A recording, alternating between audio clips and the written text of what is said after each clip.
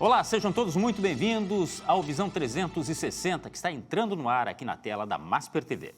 O Visão 360 é transmitido no canal 575 da Parabólica Digital Brasileira, TV aberta para todo o país, canais 20 e 520 para os assinantes da Claro TV+, no Rio Grande do Sul. E você pode nos acompanhar também pela nossa página na internet e em mais 127 provedores espalhados pelo mundo, ou curtir o nosso conteúdo pela sua rede social preferida.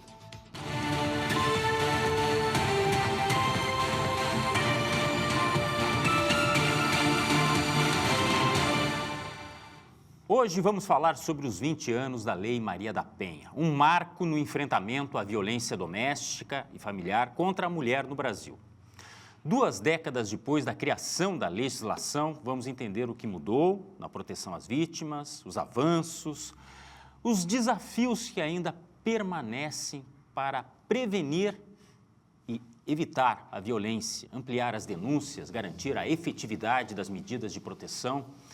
Vamos conhecer o trabalho desenvolvido pela DIPAM, Divisão de Proteção e Atendimento à Mulher da Polícia Civil.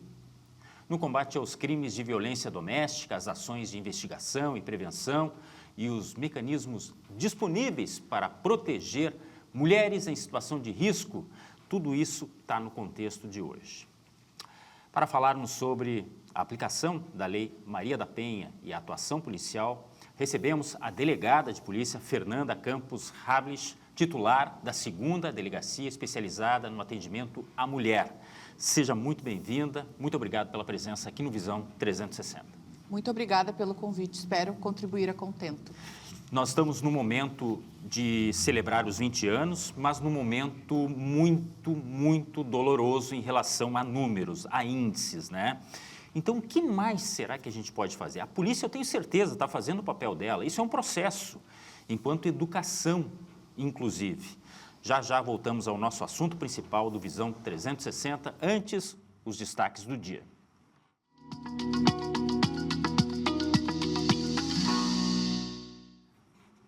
O salário mínimo deve passar dos atuais R$ 1.621 para R$ 1.741 no ano que vem, segundo projeção do governo federal. O aumento previsto de R$ 120, que equivale a 7,4%, e será incluído no projeto do orçamento enviado ao Congresso. O valor ainda não é definitivo e vai depender da inflação medida pelo Índice Nacional de Preços ao Consumidor até o mês de novembro. Pela regra atual, o reajuste considera a inflação e um ganho real limitado a 2,5%. A Agência Nacional de Proteção de Dados multou em cerca de R$ 154 milhões a controladora do TikTok por falhas no tratamento de dados de crianças e adolescentes. A agência identificou 5 violações à Lei Geral de Proteção de Dados e determinou a exclusão de informações coletadas irregularmente. A plataforma também terá de reforçar controles de idade, privacidade e ampliar a supervisão dos responsáveis. No acesso sem cadastro, anúncios serão suspensos no Brasil e recursos como mensagens, lives e interações sociais serão restringidos. E fechando o Momento 360, o governo federal definiu a distribuição de 13 bilhões e meio de reais em crédito para empresas brasileiras afetadas pelo tarifaço dos Estados Unidos e por conflitos internacionais. 5 bilhões de reais serão destinados a exportadores e fornecedores atingidos pelas tarifas norte-americanas. E o restante, bom, isso vai para empresas que negociam com países no Golfo Pérsico e também setores estratégicos como fertilizantes, minerais críticos e atividades industriais. Os recursos poderão financiar capital de giro, equipamentos, expansão da produção e inovação. Vamos ao intervalo, em seguida, prestação de serviço. A gente vai falar sobre os 20 anos da Lei Maria da Penha, o que foi feito, o que pode ser feito ainda para diminuir esses índices, eu posso classificar de absurdos que a gente está vivendo, de mortes de mulheres. Já voltamos.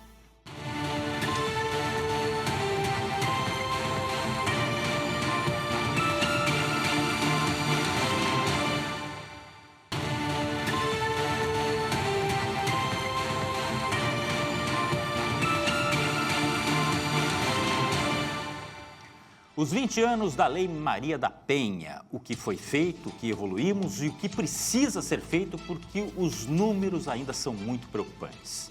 Nosso convidado de hoje é a delegada Fernanda Campos Rablich, delegada de polícia, que lida diretamente com este assunto, que tem acompanhado, eu tenho certeza disso, o que nós estamos vivendo, por dever de ofício, por ser mulher, enfim, por acompanhar certamente as transformações da nossa sociedade. Mas eu queria começar essa conversa lhe perguntando, evoluímos muito nesse tempo todo de Maria da Penha? Em termos de legislação, crescimento da rede pública, sim, nós crescemos, evoluímos, mudamos muito. Hoje a proteção em lei, ela prevê uma proteção bastante efetiva e integrada entre os poderes públicos. Contudo, a evolução da sociedade, do ser humano, ela não está acompanhando o crescimento do poder público. Como tu disseste antes, a mudança de cultura é o essencial para que nós diminuamos os índices de violência contra a mulher, de violência de gênero. A mudança de cultura, ela demora e ela tem que começar na base. Crianças, adolescentes, tem que começar. É dever da família, em princípio, dever na escola, dever dos poderes públicos, toda essa conscientização. Então, hoje, com a demora, que nós sabemos que o resultado demora com a cultura, com os pequenos, nós estamos conscientizando os jovens e os adultos, para que no momento presente nós possamos modificar essa triste realidade que nós vivemos hoje. A senhora acha que a gente vai colher isso no futuro talvez não tão distante? Creio que sim, no futuro não tão distante. No presente a gente já colhe alguns frutos. Contudo, o feminicídio ele é um crime que ocorre muitas vezes de forma inesperada. O agressor, nós sempre falamos, ele dá sinais. Só que muitas vezes ele dá sinal no seio da família, né? E muitas vezes a mulher não percebe esses sinais, a família não percebe esses sinais.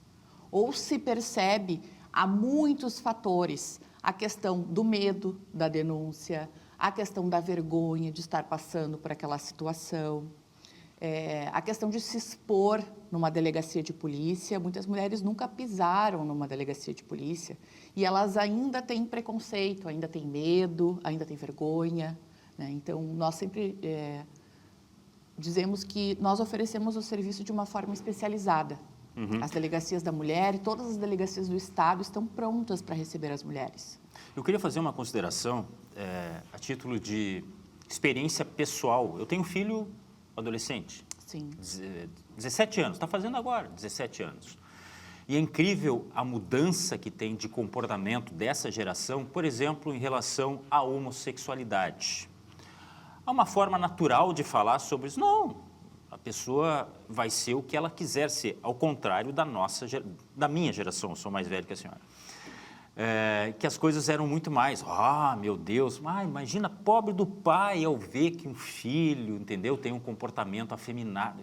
As coisas mudaram muito nesse sentido. E talvez a mesma coisa. Por que eu falei isso? Porque eu quero fazer um paralelo.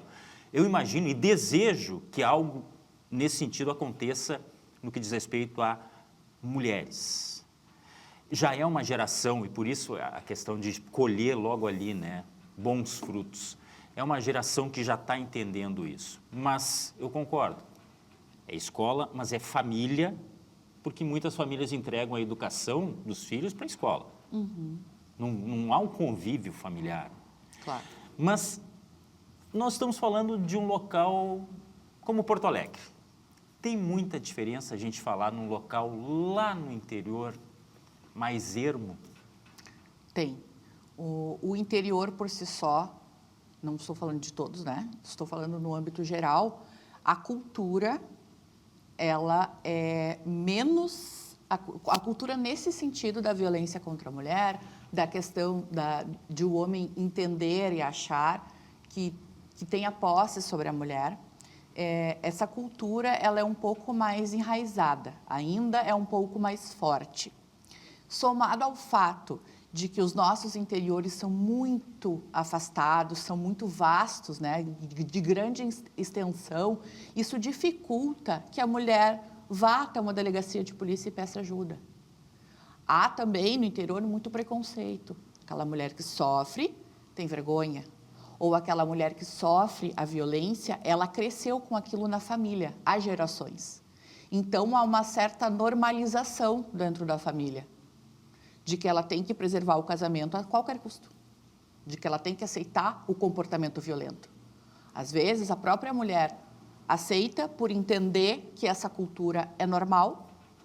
Muitas vezes, essa mulher até não aceita, mas a família tem o preconceito com aquela mulher que não consegue, que na cabeça da família não consegue manter o relacionamento, não consegue suportar aquela violência. Então, como eu sempre digo, depende de vários fatores, depende de muitos fatores. Mas é importante destacar que hoje a internet está disseminada. Todo mundo tem acesso às redes sociais, todo mundo tem acesso à informação, embora a gente saiba que ela não chegue de forma adequada e em quantidade em alguns setores, em algumas cidades. Nós temos a delegacia online, DOL, DOL-RS. Então, essa mulher que vive em lugares mais afastados, que não tem como se locomover a uma delegacia ou não quer ir até a delegacia, ela pode registrar de forma online, inclusive requerer a medida protetiva de forma online. Que é um formulário, é uma coisa padrão? Ela funciona exatamente como ir até a delegacia de polícia. Claro que quando a ocorrência chega nas delegacias de polícia, às vezes, dependendo do caso, nós temos que complementar aquele relato. Então, nós vamos entrar em contato com a vítima. É importante a vítima saber disso, porque às vezes ela pensa que ela registrou online e ela nunca mais vai ter que aparecer na polícia, né? Então, tem todo um procedimento. Talvez a polícia tenha que procurá-la, o Poder Judiciário vai procurá-la, porque nós dependemos depois de audiência, de todo um processo penal já estabelecido pela legislação. Mas, claro, o Judiciário, o Ministério Público, temos atendimentos especializados e nós lidamos todos os dias com esses fatores. Então, uma mulher, ela, por nós, não vai ser colocada em risco, não vai ser exposta e vai ser atendida da melhor maneira possível. A título de exemplo, tá? Eu quero pegar este caso mais recente de Nova Prata, em que o companheiro matou, né, essa mulher, se matou depois. É nível de doença da sociedade? Já existia, será, tanto isso? As coisas se precipitaram porque, além de matar, tirar a própria vida, ou seja, não dá valor à vida alguma, porque se tira de alguém e tira a própria vida, é que para a gente, não sei, a senhora tem um contato direto com o assunto e de uma forma mais técnica. É um negócio que, se a gente for pensar, choca, isso, não, onde a gente vai parar? Eu não sei se a senhora consegue pensar assim, ou só pensa na parte técnica, assim, de como prevenir, de como fazer as pessoas denunciarem mais. Esse tipo de crime, ele é reflexo lá da nossa cultura de muito tempo, a cultura geracional, onde a mulher era, de acordo com a sociedade, posse do homem. O homem vivia por o casamento, para a família, a mulher também, e buscar o sustento para casa. No momento em que esse homem acredita que perdeu a posse da esposa, que perdeu a mulher, que perdeu os filhos, é vergonha para a sociedade e fere o seu ego, a sua posição de homem perante a família. Então, muitos homens enxergam que eles não têm mais nada a perder, infelizmente, né? Então, não dão valor, como disseste, para a própria vida, muito menos para a filha da mulher, para a vida da mulher e para a vida da prole. Então, sim, é uma doença muito séria na sociedade, muito séria. Ainda eu nem citei isso, mas é elementar, né? Quando existem filhos envolvidos nessa relação, são filhos que se veem num contexto, não sei nem como qualificar, enfim. O que chama a atenção também, delegada, é que nós temos... Não há uma faixa etária, não há uma faixa social. Isso está disseminado em todos os estratos da sociedade? Sim. Não tem classe social, cor, etnia, para acontecer violência doméstica, infelizmente. E pegando um gancho com uma frase, uma afirmação feita antes, nós temos um equilíbrio entre aumento dos casos e o aumento de denúncias, felizmente, o aumento de denúncias. Antigamente, nós acreditamos que sim, sempre houve a violência de gênero, sempre houve a violência doméstica, até porque naquele tempo não se falava, não se educava, não se mostrava, né? Então, naquele tempo, nós só não tínhamos notícia, nós só não tínhamos informação sobre os casos que ocorrem entre quatro paredes, no seio familiar. Nós só não tínhamos informação, né? E também, infelizmente, além dessa informação, nós temos também o aumento dos casos. Embora eu reconheça, e a gente vê na sociedade, no nosso seio familiar, na nossa rede, né, de amigos, de trabalho, que a consciência mudou. Então, nós, como ser humano e também como profissionais, é difícil entender que nós não enxerguemos um homem agressor no nosso meio, mas tenha tanto aumento de homens agressores. É uma conta que não fecha, é uma conta que não bate. Então, nós sempre falamos, para um agressor, nós temos para um homem agressor, nós temos mais de um homem que o protege. Então, o agressor, ele pode estar dentro de casa, ele pode estar do teu lado, ele pode ser do teu sangue, ele pode ser do teu trabalho. Porque o agressor de violência de gênero, na grande maioria das vezes, ele se mostra um bom homem. Um homem que convive bem em sociedade, um bom pai, mas dentro de casa, no seio familiar, ele pratica violência.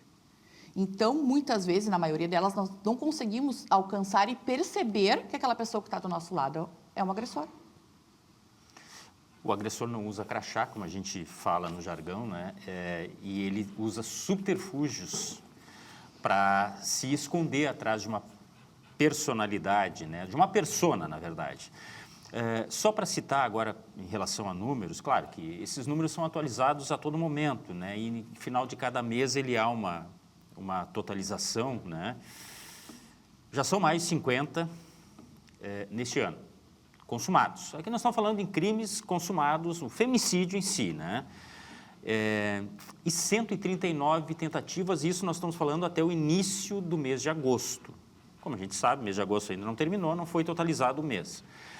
Nós temos em 2025 80 feminicídios no total e 263 tentativas. Infelizmente, podemos chegar aos mesmos números ou até superá-los, né? A senhora esperava a diminuição ou não esperava em relação a números? Não tinha como se prever nada? Não tem como prever. Assim como o caso de Nova Prata, né? Os dois últimos feminicídios de Porto Alegre, no último feminicídio, não havia medida protetiva de urgência. No penúltimo feminicídio daqui, havia medida protetiva de urgência, mas também havia descumprimento da medida protetiva de urgência, que não deu tempo da vítima registrar. Puxa. Né? Então, tem vários fatores. A mulher trabalha fora de casa, ela recebeu a visita da Patrulha Maria da Penha, ela estava trabalhando, né? Então, nesse percurso entre ela sofrer um novo crime e ir registrar, infelizmente, o feminicídio aconteceu. Como eu sempre digo, se não há a comunicação do poder público pela mulher ou por outra pessoa de que ele está descumprindo as medidas protetivas, não chega ao conhecimento do poder público. Então, reforçamos sempre para que a mulher denuncie. Depois da medida protetiva, cada descumprimento, cada novo crime, que a mulher procure novamente a polícia. Ou, se ela não puder ou não quiser, que algum familiar procure, que nos noticie, né? Nós não temos como saber que aquele fato está acontecendo se nós não recebermos a comunicação. E hoje nós temos muitos meios. Pode chegar em qualquer delegacia de polícia, pode fazer online. Nós temos a própria Brigada Militar, quando está acontecendo o ato, a vítima liga para o 190. Né? Nós temos o 181, Disque Denúncia, 180, o Nacional. Temos os telefones da Polícia Civil e todas as redes sociais. Né? Então, quando a mulher não registra de maneira nenhuma, nós devemos ou temos o direito de pensar ou de criticá-la por não denunciar. Existem vários fatores e quem não sofre violência não consegue nem imaginar o que se passa na vida daquela pessoa que sofre. Delegada, deixa eu esclarecer algo aqui, porque eu falei tanto em violência contra a mulher, feminicídio, agressão. É que assim, a agressão, a gente tem que deixar bem claro, não é aquele... Não é o tapa, não é o soco, não é a tentativa de esganar a pessoa. Tem agressão que ela pode ser verbal. Tem agressão econômica, né, que é a questão de o controle. Não, eu boto dinheiro em casa, eu faço o que eu faça, o que eu mando. São vários os tipos de violência, não? Sim, na Lei Maria da Penha nós temos vários tipos, nós temos 5 tipos de violência. E para cada violência há mais de um crime tipificado no Código Penal ou nas legislações esparsas. Por exemplo, esse controle sobre a vítima. Controle do dinheiro, controle do lugar que vai, controle da roupa que usa. Ele pode não proferir nenhum xingamento. Ele pode não encostar o dedo nela. Mas já há crime.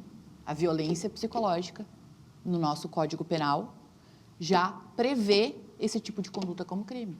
Uhum. Então, esse tipo de conduta é inevitável que a mulher sofra um dano emocional. Concorda? Claro. O dano emocional, ele já é um elemento do tipo de violência psicológica. Uhum. Então, a violência psicológica é quando o agressor pratica os atos descritos no tipo penal, somado ao dano emocional que a vítima sofre. É que eu fico pensando, às vezes, se não é motivo da vítima relevar. Nunca é. Não deve ser, mas Nunca eu fico imaginando se não é porque não precisa haver a agressão propriamente dita, né, do tapão, não, absolutamente.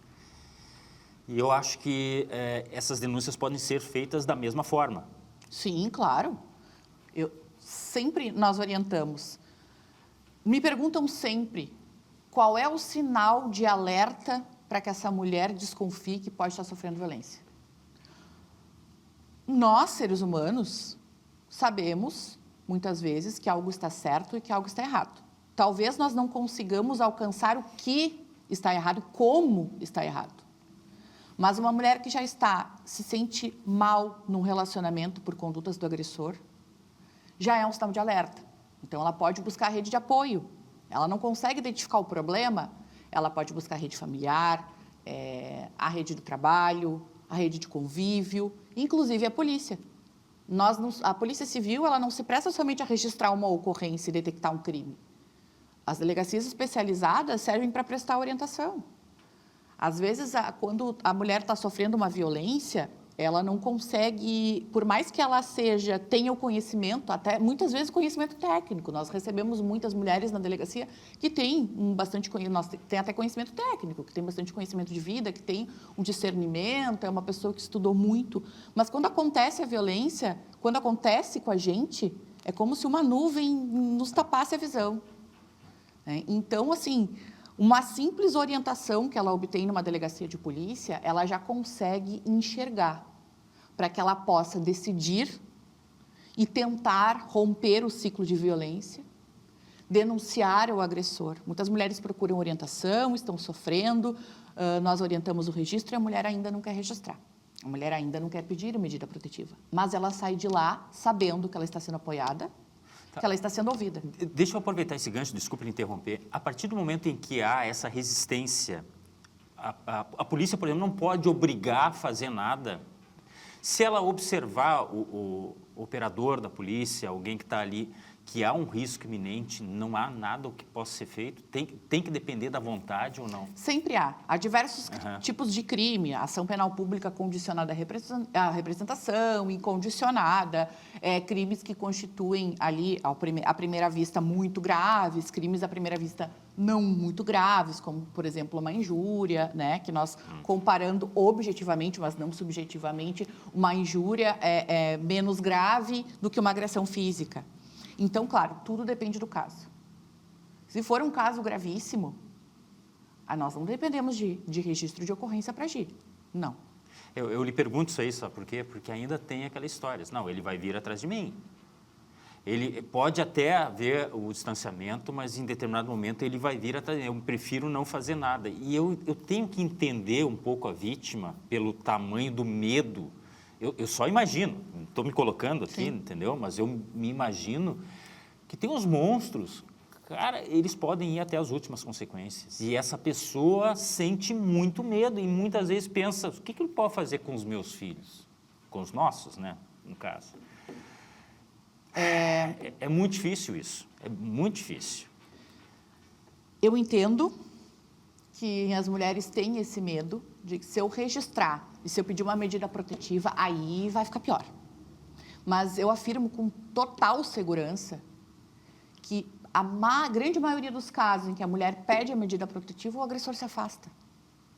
Não digo que ele não cometa outros crimes, mas muito provavelmente ele vai diminuir a intensidade dos crimes.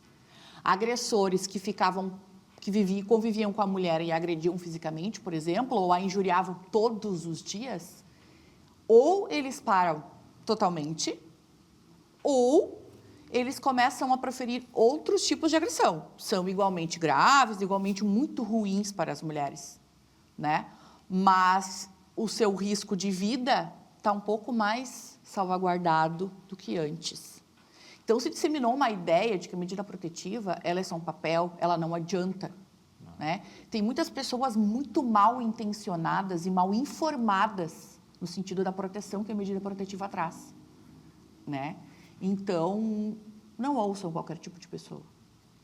Ouçam as autoridades, quem tem conhecimento técnico para isso. A medida protetiva, ela é eficaz. Sabe que eu estava conversando com um advogado, um dia desses aqui, o assunto não era esse, tá? Mas aqui nos bastidores a gente conversou sobre isso em virtude dos números que foram divulgados naquele momento, enfim. E ele disse uma coisa que para mim foi muito importante. Foi-se aquela sensação de, não dá nada. Não dá nada, isso aí não vai dar nada. Dá. E é algo, e ele me falou isso aí, que existia lá atrás na questão da pensão. Não dá nada, entendeu? Hoje, pergunta para qualquer pessoa que teve esse processo de separação, que tem que pagar pensão, o que se diz? Até na mesa de boteco, não pagou a pensão, meu amigo? É ruim. Eles precisam entender também, olha, agrediu a mulher, é ruim. Só que isso aí demanda um certo espaço de tempo também e de cultura, logicamente, que eu acho que a gente está chegando lá. Não sei se estão muito longe ainda, mas a gente está indo e me parece que a caminhada é muito importante. Uma pergunta que me fizeram, eu não sou operador de direito, eu não entendo, é passível de fiança um crime de violência contra a mulher ou como é que funciona nesse caso? Depende do crime praticado. Nós temos, depende da pena, né? A nossa legislação, ela estabelece que crimes com a pena de até 4 anos pode ser estabelecida fiança na delegacia de polícia em caso haja flagrante. Então, nós temos que analisar qual crime foi cometido. Por exemplo, foi cometida uma injúria, a pena da injúria é até 6 meses ou 1 ano, salvo engano, o delegado de polícia concede a fiança. Claro, se não houver outros elementos subjetivos aliados à situação. Periculosidade do agressor, a sua reincidência. Então, a autoridade policial ela pode deixar de arbitrar fiança. Mas há toda uma análise, no caso, pelo delegado de polícia, na delegacia, quando quando o suspeito ele é apresentado. Então, tem crimes que não permitem. O descumprimento de medida protetiva de urgência hoje, ele tem uma pena prevista de até 5 anos.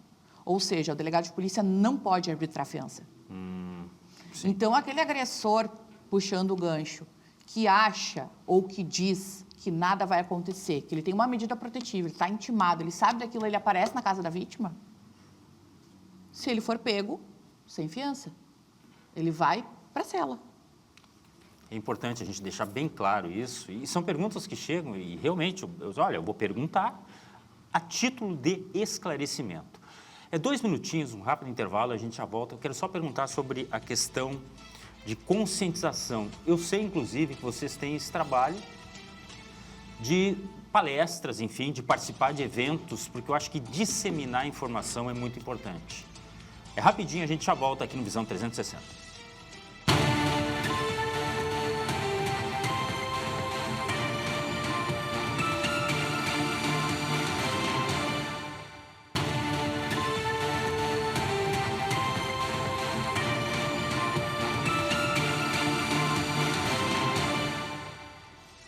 Visão 360 está de volta hoje recebendo a delegada Fernanda Campos Rablich. Nós estamos falando sobre os 20 anos da Lei Maria da Penha, os vários progressos que já tivemos, mas os vários desafios que nós temos, principalmente no que diz respeito à conscientização. É um processo que, como a gente comentou no bloco anterior, é educativo e tem etapas e a gente está percorrendo.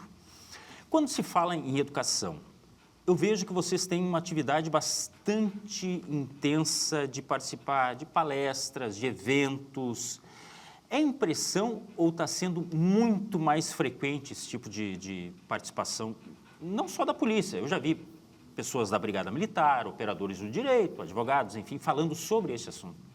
Sim, a sociedade em geral se mobiliza para que a proteção à mulher seja disseminada.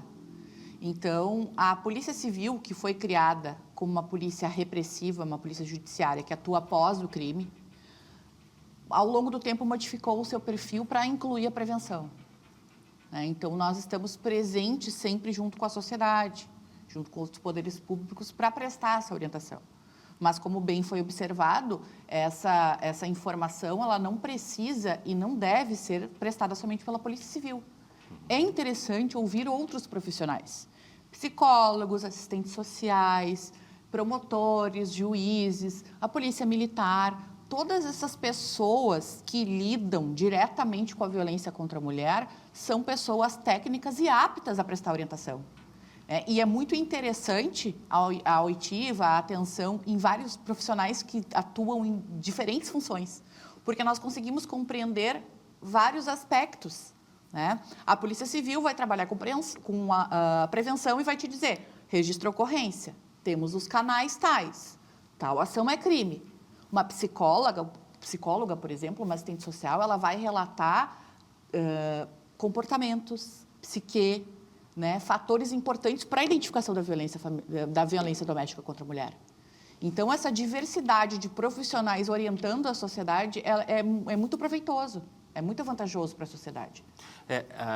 A delegada falou agora do aspecto psíquico, e eu fico imaginando a importância também de tratar essas vítimas que podem ficar com traumas.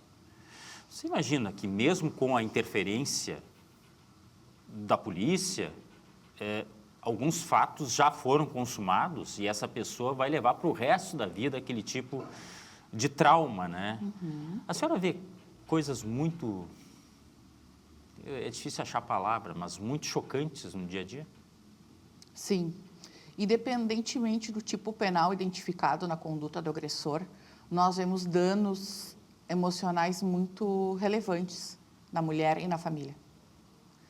Então, a procura de um profissional da área de saúde mental é, para mim, imprescindível. A rede pública, hoje, ela oferece o tratamento psicossocial. Claro que a demanda é muito grande para o oferecimento de vagas, mas isso a pessoa deve procurar na sua cidade para ver qual é o tipo de demanda, para que ela possa ser atendida. Muito interessante também um novo programa do Ministério Público aqui do Estado do Rio Grande do Sul, foi montada uma central de acolhimento às vítimas. A Polícia Civil ainda não tem uma central. Ela trabalha com outros aspectos, mas é interessante a diversidade. A Polícia Civil trabalha com alguma coisa, o Ministério Público tem uma central de acolhimento de vítimas em Porto Alegre, por exemplo. As próprias varas de violência doméstica, que são nos juízos, são nos fóruns de Porto Alegre, também tem programas de acolhimento a vítimas. Então, se a vítima ela não tem condições de bancar economicamente um tratamento particular, não conseguiu vaga na rede pública de saúde oferecida pela Prefeitura ou pelo Estado, ela tem subsídios e a ela são oferecidos esses tipos de serviço por meio do Ministério Público, por meio do Poder Judiciário, E, claro, a primeira busca pode ser na rede municipal. Aqui em Porto Alegre nós temos a rede municipal muito preocupada e muito ativa nesse aspecto. Deixa eu lhe perguntar aqui a respeito de evolução. Na sua opinião, nós temos muito a evoluir do ponto de vista da legislação, porque muito se fala no Brasil, o Brasil tem leis. Muitas vezes as leis não são cumpridas. Neste caso específico, nós estamos resguardados por uma lei que é eficiente? A efetividade da lei, ela é bem diferente da sua previsão legal, né? Então, sim, eu acredito que nós estamos bem amparados em termos de legislação prevista, né? Na teoria. Que para ela ser efetiva, vários fatores precisam se agregar a isso. E o primeiro é o fator humano, o primeiro é a cultura. Porque existe uma lei e existe uma pena. Se a pessoa não cumpre, resulta no crime. E muitas vezes os agressores, eles não têm preocupação, não no momento que pensam em fazer o que fazem, das consequências penais, né? Então, para mim, nós estamos bem resguardados enquanto legislação, mas para a efetividade, além do fator humano, claro, é muito importante, talvez até mais, o fator público, que efetivamente luta pelo cumprimento das leis. Ou por programas preventivos, RS Seguro, a própria conscientização, o aspecto preventivo, né, de informação à sociedade. Então, há vários fatores, várias pessoas, vários setores da sociedade responsáveis por dar efetividade à lei. Né? Claro. Então, nós temos uma legislação que nos resguarda. A gente tem que procurar cada vez mais meios de efetivá-la. Não, é porque é muito fácil dizer assim, não, porque o governo, não, o negócio é que se o governo, neste caso, me parece que o governo é um dos entes, mas o que ele pode fazer, e o próprio legislador está posto, poderia ter mais sala lilás, poderia ter, entendeu, na estrutura em si que é oferecida, poderia ter um monte de coisa, mas a gente tem que saber o tamanho dos braços. Os braços não conseguem abraçar todo mundo. Por isso que eu perguntei da questão do interior. De repente, lá no interior não vai ter a mesma sala que tem de atendimento aqui na capital. E aí é uma questão de proporcionalidade também, de entender as limitações, né? Então, agora a lei nós temos. E aí eu concordo que talvez o cumprimento seja um calcanhar de Aquiles em determinados casos, né? A recorrência é uma coisa que me perguntaram. O agressor, ele é muito recorrente ou não? Por exemplo, ele já cumpriu determinada pena, ele volta a cumprir, ele faz com outras pessoas o que ele já fez com uma, ou não há essa incidência? Nós observamos muita diversidade, né? Como eu falei, a medida protetiva ela é eficaz e ela sim previne a reincidência. Quando ela não previne a reincidência, ela previne a continuidade dos crimes graves. E sim, temos casos mais extremos em que há muita reincidência. Eu vejo muitos casos diariamente na delegacia de polícia que o agressor acabou de ser preso em flagrante, teve a liberdade decretada com a vara de soltura. Daqui a uns dias ele comete um novo crime e é preso em flagrante de novo. Então, varia a cultura daquele ser humano, o estado mental em que ele se encontra. São aspectos, eu sempre falo, são aspectos variados, mas o delegado só fala em aspectos variados, mas sim é um conjunto de fatores. Não, a gente está falando, de repente, até de um assunto de saúde pública. Por exemplo, um agressor, ele pode estar com um problema seríssimo mental. A pessoa normal, em completa sanidade, não cometeria os crimes que hoje são cometidos. Mas assim, né? quem é que vai pegar essa pessoa, vai encaminhar? A polícia faz o seu papel. O problema na recorrência, a gente brinca com outros tipos de crime também. A polícia vai lá, prende, daqui a pouco a polícia vai lá e prende. Só que acontece, daqui a pouco vai lá e vai ter que prender de novo. Quanto à questão, muito bem lembrado, da questão da conscientização do agressor, hoje, a Polícia Civil ela não lida só com a conscientização da mulher. Há um tempo já acontece a conscientização dos agressores. E tem participação, tem adesão? Sim. Hoje é o dia da reunião do programa que orienta os homens, capacita os homens. Então, são homens agressores convidados a participar de uma reunião para que entendam a violência doméstica, para que aprendam mecanismos de não repeti-los e também de disseminar isso no seu meio.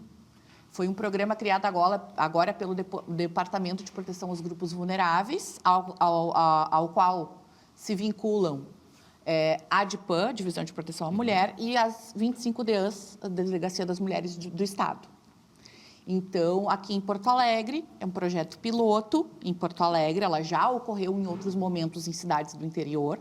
Hoje nós estamos com esse projeto aí em Porto Alegre, conscientização, informação, ensinamento ao agressor. Isso é educação. Isso é um processo educativo, porque pode replicar. Uma pessoa que tem a mínima consciência, ela vai passar por um processo desses aí e vai poder replicar essa informação. Olha, eu errei. Todo mundo está sujeito a erro na vida, né? Nesse caso, erro grave, mas enfim. Delegada, a gente está já no fim da entrevista, eu queria reforçar a questão das ferramentas, né? Não se tem mais aquela desculpas, eu não tenho como, eu não vou até a delegacia. Não precisa ir até a delegacia. Não, mas eu tenho medo de denunciar, de sair de casa para fazer... Não precisa mais sair de casa. São vários os instrumentos em qualquer lugar que a pessoa pode aderir a fazer a denúncia, né? Sim, são vários meios. É quase impossível acreditar que as pessoas não consigam acesso, por exemplo, remoto pela internet.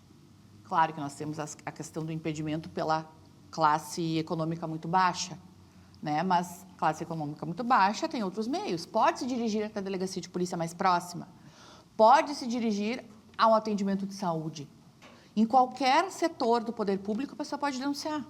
Eu recebo várias denúncias vindas de hospitais, vindos da UPA, vindos de um CRAS, de um CREAS, de um CAPS. O próprio servidor, de repente, pode fazer? Claro, o próprio servidor, eles têm contato sempre direto com o poder público, né? Então, eles ligam lá, mandam um e-mail, pedem uma orientação, olha, está acontecendo tal caso, a vítima não tem como, não quer ir até a delegacia, e nós fizemos uma busca ativa, nós vamos até a vítima. Claro que isso não é regra, é interessante que a pessoa venha até a polícia.